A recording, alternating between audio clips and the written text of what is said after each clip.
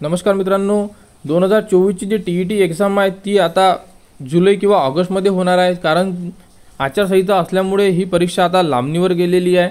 तर ज्याही विद्यार्थ्यांनी TETसाठी अर्ज केले होते त्या विद्यार्थ्यांचे पेपर आता जुलै किंवा ऑगस्टमध्ये होणार आहे।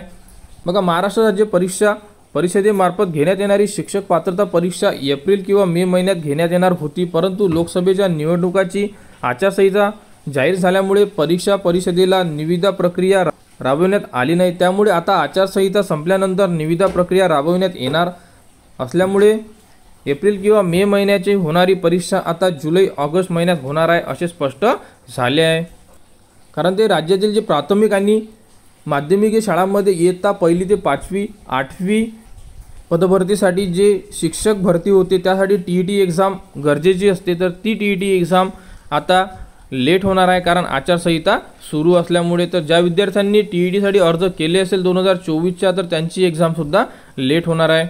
तर राज्य परीक्षा परिषदेकडून यंदा TET परीक्षा ऑनलाईन घेण्याचे नियोजन होते, परंतु तांत्रिक कारणास्तव हे शक्य झाले नाही। त्यामुळे परीक्षा ऑफलाईन घेण्यासाठी राज्य सरकारची परवानगी घेतली, परंतु त्यातही आचारसंहिता लागल्यामुळे निविदा प्रक्रिया राबवण्यात आली नाही। आचारसंहिता संपल्यानंतर आता निविदा प्रक्रिया राबवणार आहेत, त्यामुळे यंदाची TET परीक्षा जुलै किंवा ऑगस्ट महिन्यामध्ये पार पडणार आहे असे राज्य परीक्षा परिषद अध्यक्ष यांच्याकडून सांगण्यात आलेलं आहे। तर ही अपडेट TETसाठी ज्या विद्यार्थ्यांनी अर्ज केले होते त्यांच्यासाठी आहे।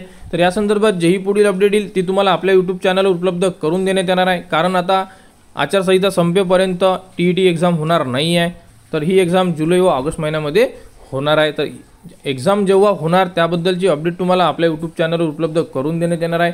त्यासाठी आपल्या चॅनलसोबत कनेक्ट राहा।